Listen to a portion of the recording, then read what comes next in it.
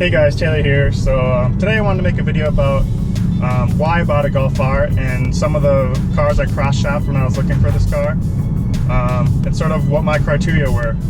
So I'm going to start out with some of the criteria that I really needed met when I was looking for a new car. Most important one, of course, for everybody is usually budget. And my budget was right around $35,000, plus or minus, but right in that area. Also, I'm looking for something practical and fun. I wanted it to have 4 doors and 4 seats, be able to carry some stuff. And it had to be all-wheel drive. This is my only car, and I have to get it through the Minnesota winters. So as much fun as a muscle car would be, or any rear-wheel drive car, it just really wasn't practical for me. So the other really big requirement I needed from the car was it had to have a warranty. I didn't want to be spending money on repairs and things like that. Had to have a warranty, so either a new car or a CPO car. Really limited my search to that. So that's kind of why I got led into these cars also. Starting with the cars that I didn't even bother test driving, the STI. STIs are cool, they're fast, they're fun, but you see them everywhere. There's so many of them. And I wanted something a little bit more unique, something that wasn't so boy racer-ish. So that was kind of out of it. So I started looking pretty hard at some second-gen TTRSs. I've always really loved those cars. The 5-cylinder in those sounds amazing, and they look really cool. Honestly, I really like those cars. Unfortunately, there was pretty much none in my area. But luckily, one day last summer, I was looking through some ads, and one popped up. A used one popped up at a Dodge dealer near me, and I'm like, I want a car with a warranty and all that. So I started looking a little bit, and surprisingly, that Dodge dealership gives unlimited mileage warranties, powertrain warranties on all of their used cars, including this Audi TTRS. So that was pretty awesome. So I was like, all right, I gotta go test drive this car, right? So went over there, took it for a short test drive. They just threw me the keys. It was great. Fun car, awesome car. Unfortunately, it did have 60,000 miles on it, which is pretty high. Even though it comes with a warranty, I was still kind of iffy about it. As far as that car would have been, it is a little bit too small. I mean, it'd be a really fun car, but it just wasn't practical for me. Had high miles, wasn't very big, and for a daily driver, I also wasn't looking particularly for a manual, just because I don't really want to deal with that on a day-to-day basis, even though it is fun. A dual clutch car is kind of what I was looking for anyway. So after that car was kind of out, plus the price was a little bit high. But that was a fun car, and maybe sometime in the future, but that was a cool car. Unfortunately, it just wasn't in the cards. The second car I test drove was a B8.5 Audi S4. I believe it was a 2014. It wasn't CPO'd, but it did have a 2-year warranty left on it. So that was still good. That was still, I would consider that. So I test drove that car.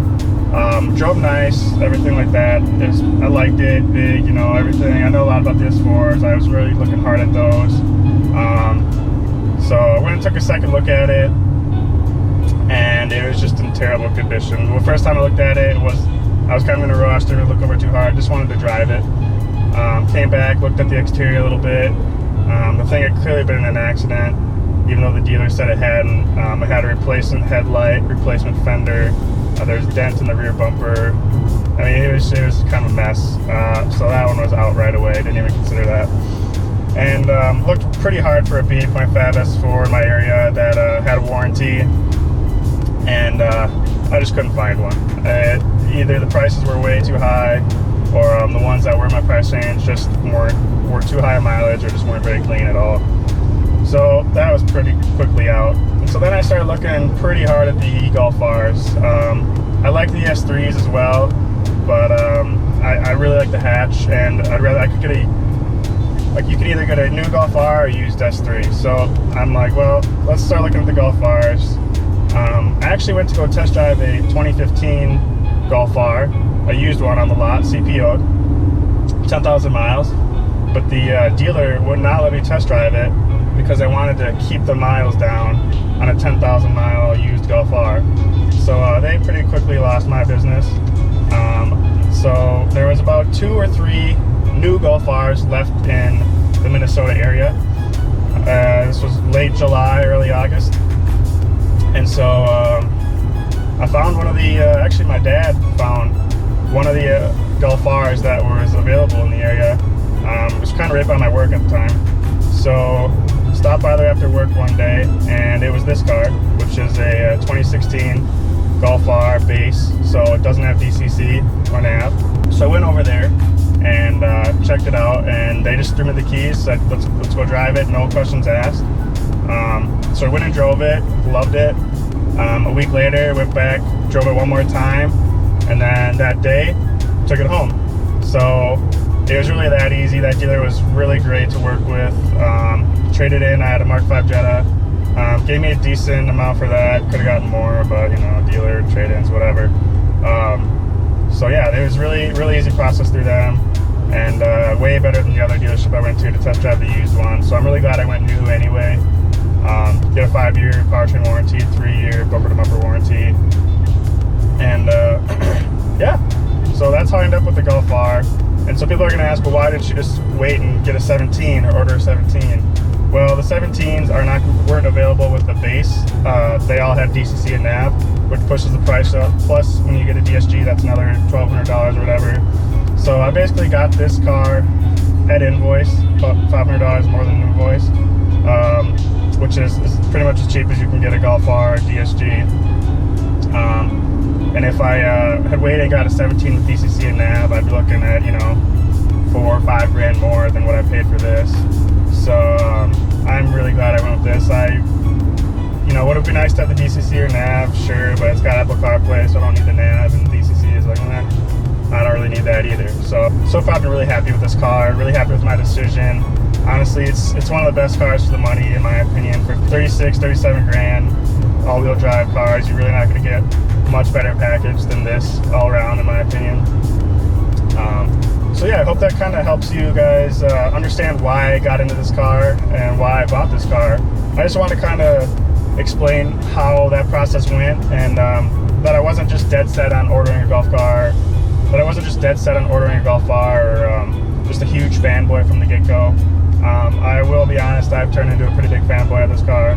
I love it, and kind of obsessed with it, but you know, that's what happens when you buy a car. You spend a good amount of money on a car, and you drive it every day, you kind of fall in love with it. So that's kind of what turned me into a fanboy, was this car. So yeah, I just wanted to kind of talk about that for a little bit, and I hope you guys enjoyed watching. Hope that was kind of a helpful or interesting video. So yeah, and also, if you're not following me on social media and you for some reason care about my life or my car, follow me on Snapchat and Instagram. I'll put them over here somewhere. It's Taylor Smith 58 and T Smith or something like that. I'll put it on the screen. But yeah, thank you guys for watching, and catch you in the next one. See you later.